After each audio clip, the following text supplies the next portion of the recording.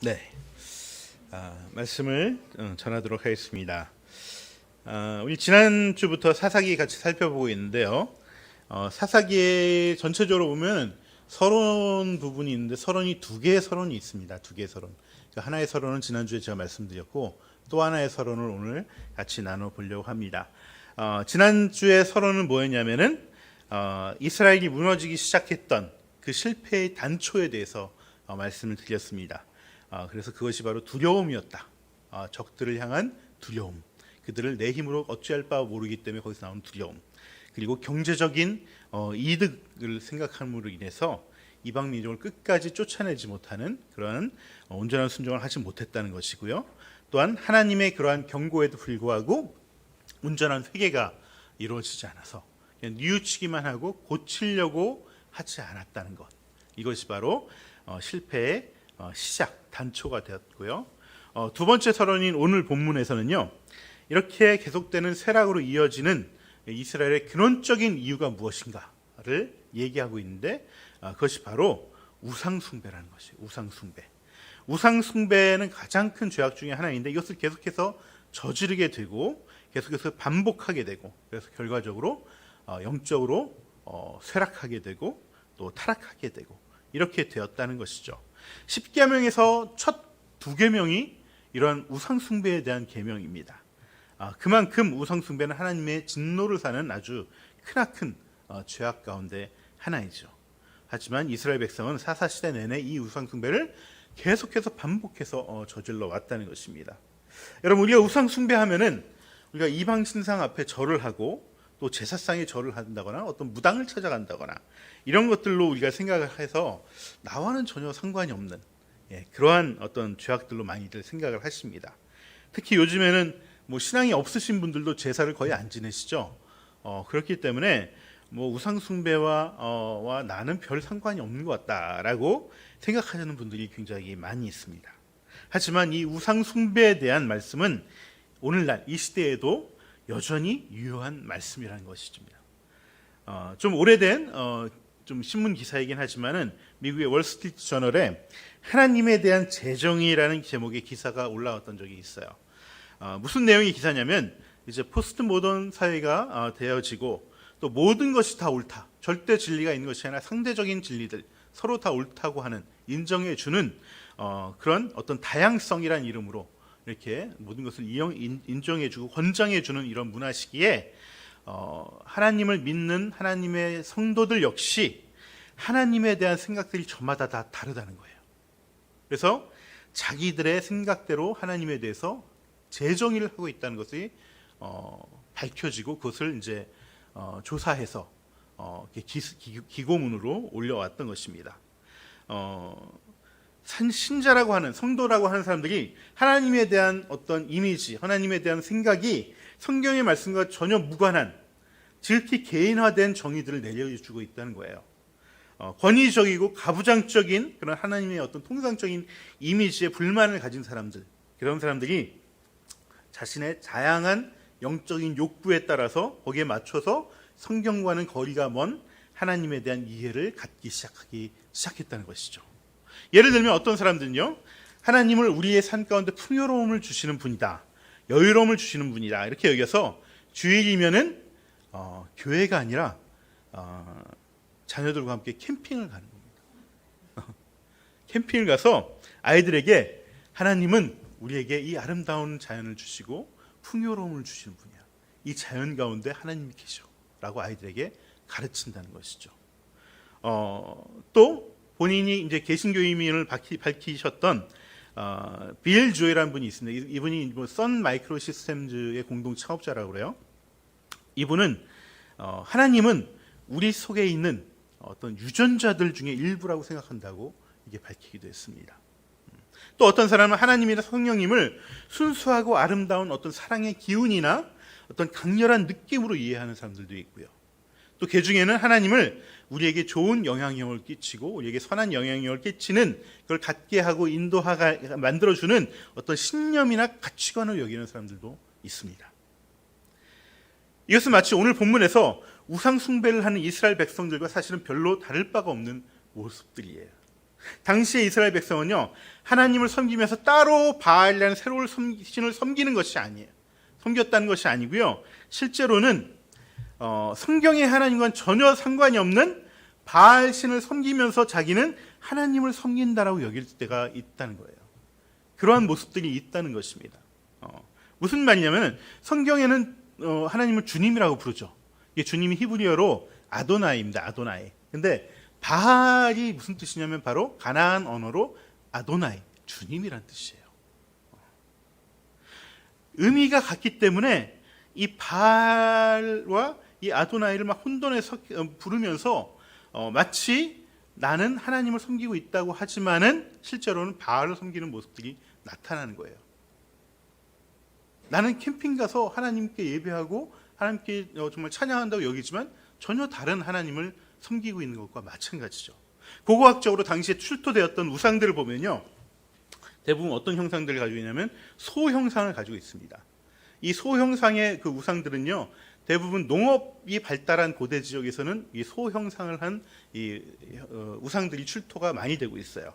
근데 당시에 이 소 형상의 우상들이 출토되었다고 해서 소를 섬겼다는 것은 아닙니다. 소를 섬긴 게 아니라 바알신을 섬기는 사람들은 이 바알신이 소 위에 계시다고 생각을 해요. 그래서 농사 짓다가도 소가 뭔가 이상한 모습을 하고 있다, 기이한 모습, 뭔가 느낌이 이상하다 그러면 이제 저 소 위에 바알신이 오셨구나 생각하고 바알을 섬기기도 하고 그런 것들이 있는 것이죠. 왜냐하면 바알신은 농업을 관장하는 신이거든요. 그래서 농업에서 가장 중요한 가축이 뭐죠? 소예요, 소. 그래서 이 소 위에 서서 농사를 잘 짓도록 도와준다고 믿었던 것입니다. 그래서 바알 신상들을 보면은 소 위에 바알신이 서 있는 신상도 있지만은 바알신이 없고 소상만 있는, 그러니까 하나님의 발등상이 성전이잖아요. 우리 뭐죠? 거기 어디예요? 갑자기 생각이 나네. 네, 열왕기서나 이런 데 보면은 이제 성전을 이제 지라고 했을 때 이것은 내가 이것을 다 이 성전이 나를 커버할 수 없다. 단지 발등상이다. 이렇게 표현한 것처럼 이 소가 바알의 발등상과 같이 여겼다는 것이죠.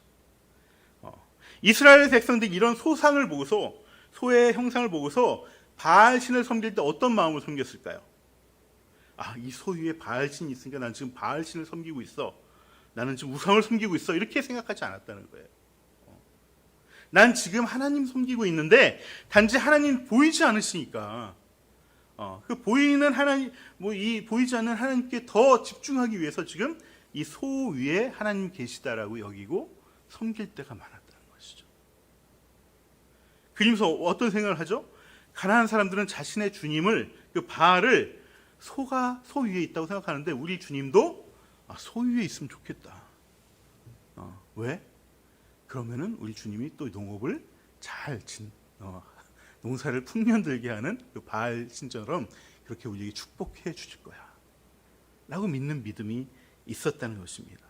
그래야지 눈에도 더 잘 보이고 예배 드리는 맛도 나죠. 하나님 어디 계신지도 모르는데 어디다 대고 예배를 드릴 거예요. 근데 이 소 위에 있다 생각하면은 더 집중해서 예배 드릴 수도 있는 것이죠.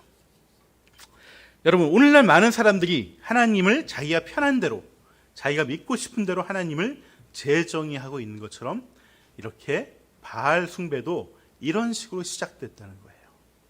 이러다가 더 노골적으로 바알 신전에 가기도 하고 바알 신까지 더욱더 구체적으로 분명하게 바알 신을 섬기는 그런 우상 숭배를 계속해서 저지르게 된 것이죠. 얼마 전부터 우리 한국교회는 가나안 신자들이 굉장히 많아졌죠. 또 노마드, 유목민 신자들도 굉장히 많아졌습니다. 교회에 여러 가지 문제점들도 있고 또 코로나 시기에 또 예배드리기 쉽지 않은 점도 있고 해서 굉장히 이런 분들이 많아졌어요. 근데 저는 이런 것이 어떤 교회에 문제가 있어서 뭔가 잘못돼서 한국교회가, 물론 한국교회가 많이 문제점이 있지만은 이것 때문에 이런 사람들이 생겨났다고 생각하지 않습니다. 그건 단지 그냥 기폭제일 뿐이에요. 기폭제. 그 전부터 하나님에 대한, 교회에 대한 잘못된 생각들, 자기만의 생각으로 이 하나님을 바라보고 성경과 전혀 상관이 없는 그런 신앙들로 자기들이 믿음을 채워왔기 때문에 그런 거예요. 제가 한때 우리 몇 년 전에 이 가나안 성도들이란 어떤 주제가 부각되면서 또 많은 가나안 성도들을 섬기는 그런 목회자들도 많이 있었습니다. 저도 한때 그것들을 한번 알아봐야 되겠다 그리고 섬기고 실제로 많이 또 만나봤어요. 굉장히 그들 안에 상처들이 있습니다. 교회에 대한 상처들.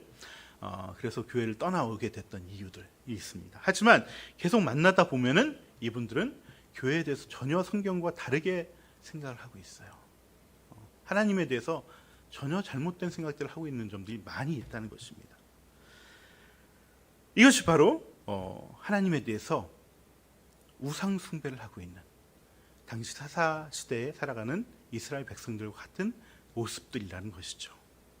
그러면은 이렇게 이스라엘 백성들, 오늘날의 많은 크리스찬들이 성경에 하나님이 아닌 다른 하나님을 믿게 된 이유가 무엇일까? 오늘 본문은 그 이유를 하나님에 대한 무지 때문이라고 얘기합니다. 하나님을 모르기 때문에 그런 것이다. 2장 10절 같이 한번 읽어보겠습니다. 그리고 그 세대들도 모두 죽어 조상들에게로 돌아갔다. 그들이 죽은 뒤에 새로운 세대가 일어났는데 그들은 주님을 알지 못하고 주님께서 이스라엘을 돌보신 일도 알지 못하였다.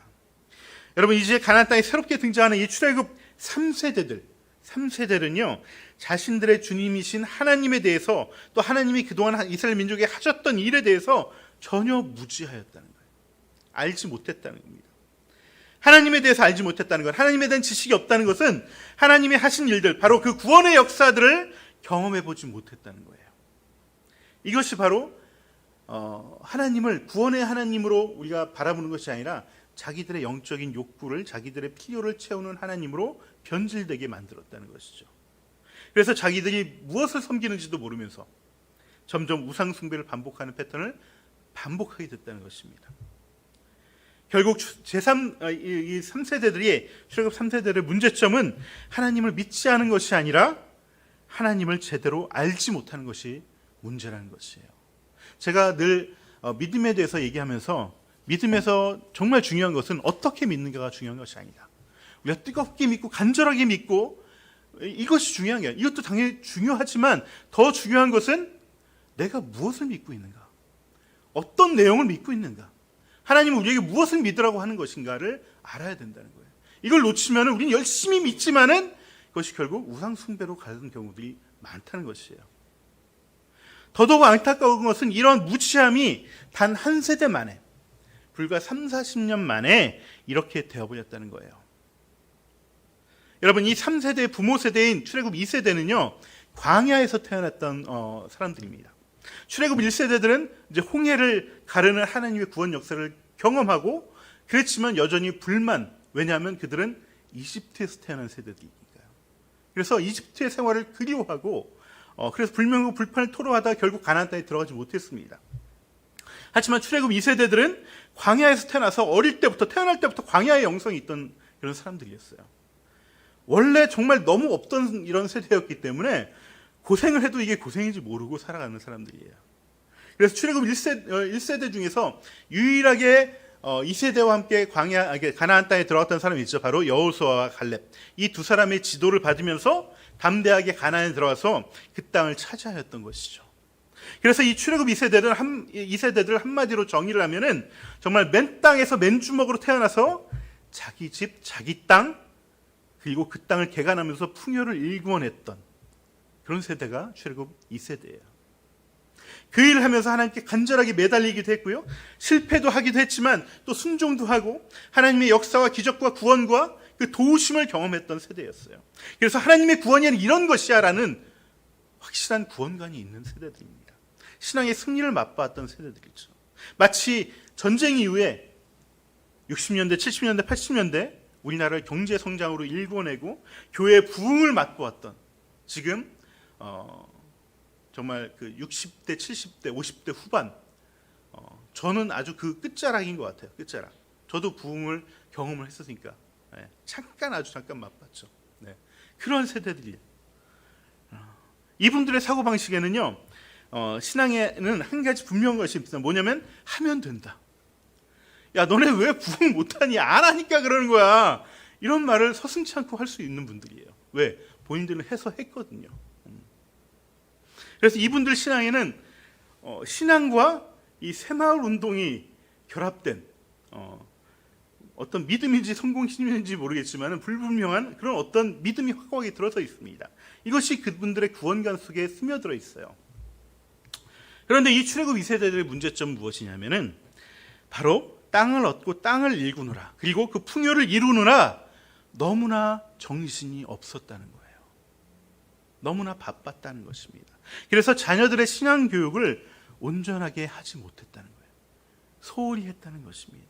물론 소홀했던 것도 있지만 더 정확하게 얘기하면 태생부터 젖과 꿀이 흐르는 땅에서 태어난 이 새로운 세대들, 출애굽 제3세대들을 그들에게 맞는 신앙 교육을 하지 못한 거예요. 그들에게 맞는 신앙 교육을. 여러분, 출애굽 1세대와 2세대와 3세대는 좀 전에 말씀드렸다시피 태어난 땅이 다릅니다. 태어난 땅이 단어가 생각나는데, 출생지가 달라요. 출생지가. 1세대는 이집트에서 태어나고 2세대는 광야에서 태어났어요. 3세대는 풍요의 땅, 가나안 땅에서 태어났습니다. 여러분, 그냥 우리나라처럼 이렇게 한반도에서 5천 년 동안 계속 나고 자라고 축구해도 시간이 지나면 서로 세대 차이가 너무 커 이렇게 여겨지는데, 아예 출생지가 다르면 이 갭은 엄청난 거죠. 엄청난 겁니다. 당연히 서로에게 다른 신앙의 요구들, 다른 신앙의 모습들이 있고요. 서로 구원에 대한 관념들이 무의식 중에 다른 것들이 다 스며들어져 있어요. 1세대에서는 이집트에서 무사히 탈출하는 것, 노예에서 벗어나는 것이 이들의 구원관이었습니다. 2세대의 구원관은 가나안 땅에서 땅을 정복해서 다른 사람들을 물리치는 것, 그래서 자기들이 살아남는 것, 이것이 구원관이었습니다. 하지만 이렇게 구원의 모습과 소망은 다양하고 이렇게 다를 수 있지만은 모든 세대에서 절대 놓치지 말아야 할 것, 그것은 바로 구원을 이루시는 하나님에 대한, 구원자 하나님에 대한 신앙을 놓치면 절대 안 된다는 거예요. 구원자 하나님. 이것을 잃어버리면 우리가 믿는 하나님은 전혀 다른 엉뚱한 하나님을 믿게 되게 되어 있습니다. 그래서 결국 우상 숭배를 하게 되는 가나안과 같은 실수를 반복하게 된다는 것이죠. 그래서 사사시대를 살아가는 출애굽 3세대가 절대 놓치지 말아야 할 것이 바로 구원의 역사를 잊지 말아야 된다는 것이에요. 구원의 역사를 알지 못하고는 하나님을 온전히 알 수 없고 하나님에 대해 무지할 수밖에 없기 때문에 우상 숭배를 할 수밖에 없어요. 그래서 하나님께서는 이 출애굽 3세들에게 하나의 처방을 내려주셨습니다. 어떤 처방이냐면 우리 14절 15절 같이 읽어보겠습니다. 그러므로 주님께서 이스라엘 백성에게 크게 분노하셔서 그들을 약탈자의 손에 넘겨주셨으므로 약탈자들이 그들을 약탈하였다. 또 주님께서는 그들을 주위의 원수들에게 팔아 넘기셨으므로 그들이 다시는 원수들을 당해낼 수 없었다. 그들이 싸우러 갈 때마다 주님께서 그들에게 말씀하시고 맹세하신 대로 주님께서 손으로 그들을 쳐서 재앙을 내리셨으므로 그들은 무척 괴로웠다. 여러분, 하나님이 내리신 처방은 고난이에요. 고난, 재앙입니다. 하나님은 풍요의 땅에서 태어나서 하나님을 모르고 구원을 모르고 사는 사람들에게 재앙을 통해서 고난을 주시고 있는 것입니다. 풍요의 시대에 약탈을 허락하시고 재앙으로 괴로움을 겪게 하신다는 것, 이것이 하나님의 처방입니다. 그러면 사랑의 하나님께서는 왜 출애굽 3세대에게 이러한 고통을 허락하실까? 그 이유가 바로 16절에 나옵니다. 같이 읽어보겠습니다. 그 뒤에 주님께서는 사사들을 일으키셔서 그들을 약탈자들의 손에서 구하여 주셨다. 여러분, 하나님은 출애굽 3세대에게 약탈자들을 붙이시고 이스라엘 쳐서 재앙을 내리셨지만 그게 끝이 아니에요. 하나님은 그 뒤에 바로 사사들을 준비시켜서 사사들을 보냈다는 겁니다. 사사들의 뜻은, 사사는 지난 시간에 제가 말씀했지만 재판관이라는 뜻도 있고 구원자라는 뜻도 있습니다. 사사를 통해서 이들을 구원해주는, 그 구원을 경험하게 하셨다는 거예요. 단지 병 주고 약 주고 하려는 것이 아니라 이들에게 진짜 하나님은 어떤 분인지를 알게 하려고, 구원의 하나님이라는 것을 깨닫게 하려고 이들에게 약탈자를 붙이고 바로 구원해 주시는 그러한 일들을 하셨다는 것이죠. 출애굽 1세대들에게도 당연히 이러한 구원을 알기 위해서 바로를 더 강팍하게 만들었죠. 그래서 더 신음하게 하고 그것에서 진짜 자유가 무엇인지 갈망케 하고 그것을 이루시는 말도 안 되는 기적들을 행하셔서 그것을 이루어 가시는, 구원을 이루시는 하나님을 경험하게 하셨습니다. 이 세대들에게도 정말 평생 광야에서 아무것도 없이 자랐던 그 세대들이 오랜 세월 굳건하게 성을 짓고 쌓았던 가나안 족속들을 무찌를 수 있는, 자신의 힘으로 도저히 무찌를 수 없는데 하나님께서 무찔러 주시고, 여리고 성을 손 하나 대지 않고 무너뜨리시고, 요단강을 가르시는 그 일들을 통해서 하나님의 구원하시는 하나님이라는 것을 가르쳐 주셨던 것이죠. 마찬가지로 출애굽 3세대들에게도 내가 바로 구원의 하나님이야 라는 것을 알려주시기 위해서 약탈자들을 붙이시고 사사들을 보내주셨다는 것입니다. 여러분, 사실 이 출애굽 3세대는요, 이전 세대들과 달리 정말 생명을 걸 만큼 절박한 게 없는 세대들이에요. 자신들에게 땅이 없는 것도 아니고 살아갈, 자신들의 생명을 위협할 만한 존재도 없습니다. 다 정리가 다 됐어요. 그냥 하루하루 풍요를 누리면서 모든 것을 즐기며 살면 되는 그런 세대였어요. 문제는 뭐냐면, 이렇게 문제가 없으면은 신앙생활을 더 잘할 것 같은데 그렇지 못한다는 것이죠.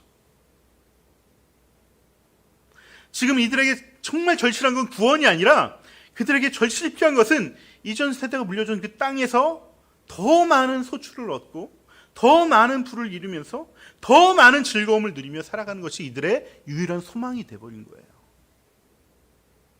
이러한 요구를 가지고 있는 이 풍요의 세대들에게 바알과 아스다라이라는 그 신들은 이 가나안 종교는 너무나 매혹적이고 매력적인 종교예요.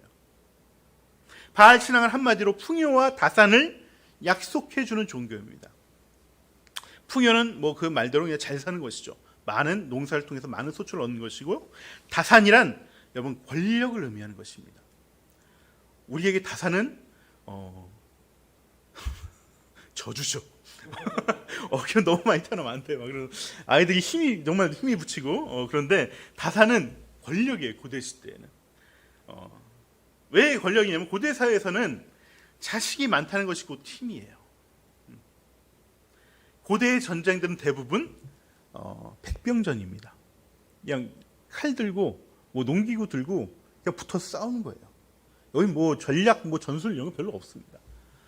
이 고대 전쟁에서 이기려면은 단 하나, 쪽수가 많으면 도저히 당해낼 수가 없습니다. 그래서 자신의 삶을 지켜줄 수 있는 것은 내가 낳은 많은 자식들, 이것이 권력이고 자신을 지켜주는 것이죠. 그래서 정말 이 풍요와 힘을 갈망하는 이 가나안 출애굽 3세대에게는 이것이 너무나 매력적인 종교가 됐다는 것입니다. 여러분, 이러한 부와 힘에 대한 유혹은요, 3000년이 지난 지금도 모든 크리스천을 포함하는 모든 사람들에게 여전히 똑같은 유혹으로 다가오고 있어요. 수많은 사람들이 돈을 갈망하고 힘을 갈망합니다. 돈과 힘이 신앙이 되어가고 있어요. 요즘 아이들에게 물어보면 대부분 꿈이 부자예요. 부자. 우린이도 자기는 돈 많이 버는 게 꿈이라고 얘기를 했습니다. 여러분, 돈이면은 영혼을 팔아서라도 뭐든지 할 수 있습니다. 아이들도 미래의 돈과 부를 위해서 지금은 학생이지만 시험에 목을 매고 있습니다. 시험이 우상이 되고 시험이 신앙이 되고 있어요. 그래서 주일에 교회에 오지 않고 시험을 위해 학원이라는 이방 신전으로 향하고 있습니다. 여러분, 바알 신앙은 이러한 부와 힘을 욕망하게끔 부채질하게 할 뿐 아니라 여기 하나 더 붙여진 게 있는데, 그것이 바로 쾌락이라는 요소가 있어요. 쾌락. 바알 신앙에는 늘 절기마다 뭐가 있냐면 축제가 있어요. 축제. 바알 신전에 가면 소위 남창과 여창이라는 성을 파는 사람들이 그냥 성을 파는 어떤 그런 하류층으로 있는 것이 아니라 사제의 모습으로 있습니다. 바알 신전의 사제들은 다 남창과 여창들이에요. 예배하러 오는, 바알 신을 섬기러 오는 그 신도들에게 몸을 내주고 그들과 몸을 섞어요. 그리고 그걸 권장해요. 여러분, 이러한 모습들, 우리 유대교, 하나님을 믿는 구약 백성들은 굉장히 하나님 말씀은 금욕적이고 뭐 하면 안 되는 것들이 너무나 많고, 예배 드리면 뭔가 좀 어둡고 고리타분하고, 근데 이 바알 신전에 가면은 희양찬란한 어떤 형상들이 있고 금으로 도배를 하고, 또 사제들이 막 이상 야릇한 옷을 입고 막 볼거리들이 많고, 또 축제가 벌어지면 뭐 마음껏 마시고 먹고 몸을 섞고, 정말 그 당시에 고대에 무슨 오락거리가 있겠습니까? 지금처럼 스마트폰이 있어서 오락을 하는 것도 아니고. 네. 아주 그냥 이스라엘 사람들은 그걸 보는 순간 정말 뇌가 흔들릴 정도로 그 유혹을 떨쳐버릴 수가 없는 거예요. 이렇게 날씨가 좋은데 7층까지 와서 내가 왜 예배 드리고 있나, 이런 생각을 하게 된다는 것이죠. 여러분, 부와 힘과 쾌락에 대한 약속은요, 정말 그 어떤 복음보다 강력한 복음입니다. 이런 것을 버티고 이겨낼 사람이 그렇게 많지 않아요. 이러한 종교는 늘 인간의 본성과 본능에 충실하라고 얘기를 합니다. 현대에도 대부분의 무신론자들, 난 크리스천 문화 속에서는 하는 메시지들이 다 결국은 이거예요. 끝까지 가면은 너 원하는 대로 살아, 네 욕망하는 대로 살아, 그리고 너가 원하는 것을 하고 싶을 대로 하면서 그것을 하기 위해서 너가 마음껏 돈을 벌어, 법에 저촉하지 않는 선에서. 이것이 미덕이야 라고 권장하고 이것을 얘기하고 있다는 것입니다. 지금 우리는 여기서 예배를 드리고 있지만은 예배의 땅을 나서서 세상으로 나가는 순간 우리는 이러한 세상이 주는 복음, 부와 힘과 쾌락에 대한 복음에 늘 우리는 노출되어 있고, 미디어를 통해서 알게 모르게 우리 마음속에 깊이 각인되어 가고 있다는 것이죠. 여러분, 이런 우상숭배 유혹에서 이겨나갈 수 있는 길이 무엇일까? 그것은 바로 우리 하나님에 대한 인식을 명확히 해야 되는 거예요. 우리 하나님이 그것을 위해서 존재하는 것이 아니라 우리 하나님은 우리를 구원하시기 위해서 존재하고 우리를 위해서, 구원을 위해서 열심을 내고 계시다는 것을 우리는 늘 잊지 말아야 된다는 것이죠. 그래서 이스라엘 백성에게 약탈자를 붙여주시고 사사를 보내주셔서 구원의 하나님을 알게 하셨다는 것입니다. 우리 역시 마찬가지예요. 우리의 일상에서 우리를 구원하시는 하나님을 우리가 늘 생각하고 잊지 않아야 돼요. 그래서 하나님은 풍요의 시대를 살아가는 이 출애굽 3세대들에게 약탈자를 붙여주시듯이, 그리고 사사를 통해서 구원을 알게 하시듯이 지금도 우리에게 이러한 고난들을 허락해 주고 계십니다. 오늘날 우리에게 있는 고난이 무엇일까요? 물론 때로는 경제적인 어려움도 있고요, 몸이 아픈 것도 있고 여러 가지 있습니다. 하지만 대부분 절대적 빈곤에서는 다들 벗어나 있습니다. 우리나라는. 그리고 그 어느 때보다도 의료시설이 너무나 잘 되어 있습니다. 웬만하면 다 고칠 수 있는 약들이 다 되어 있습니다. 지금 이 아이들은 어느 때보다도 풍요의 세대 속에서, 시대 속에서 자라나고 있어요. 하지만 이 아이들에게도 약탈이 지금 진행되고 있어요. 어떤 약탈일까요? 바로 정서적인 약탈과 박탈이라는 거예요. 지금 시대의 어린이들, 청소년들, 젊은이들은 생명을 위협하는 전쟁도 없고 생명을 잃을 것 같은 빈곤도 없고 어떤 아픔도 없지만은 그 어느 때보다 혹독한 정서적인 약탈과 박탈을 경험하면서 자라나고 있다는 것입니다. 이들에게 필요한 것은 부와 쾌락이 아니에요. 이들에게 진정 필요한 것은 이 모든 정서적 약탈을 가지고 오게 한 그 인간의 그 죄된 본성, 그것으로부터 우리를 구원하시는 하나님이 필요한 것입니다. 하지만 이들은 그 하나님을 필요로 하지 않고 오히려 부와 쾌락을 자신들이 구원해 줄 대상으로 여기고 있다는 거예요. 이전 세대들의 삶은 물질적 토대를 세우는 것이 구원의 열매였다면 지금 세대들에게는 정서적인 토대를 세우는 것이 구원의 열매예요. 정서적인 약탈을 경험하는 지금 시대의 아이들에게 이전 세대가 사사가 되어줘야 됩니다. 그래서 그들에게 하나님의 구원을 경험하도록 도와줘야 돼요. 그들 계속해서 하나님이 아닌 부와 쾌락을 쫓는 우상 숭배의 삶을 살아가도록 내버려 두면 안 된다는 거예요. 지금 시대 이전 시대의 신앙들이 계속해서 온전히 계승되지 못하고 있습니다. 그래서 한국교회가 계속 쇠락을 거듭해 가고 있습니다. 진짜 제대로 된 구원의 역사를 가르치지 못하고 있기 때문에 그래요.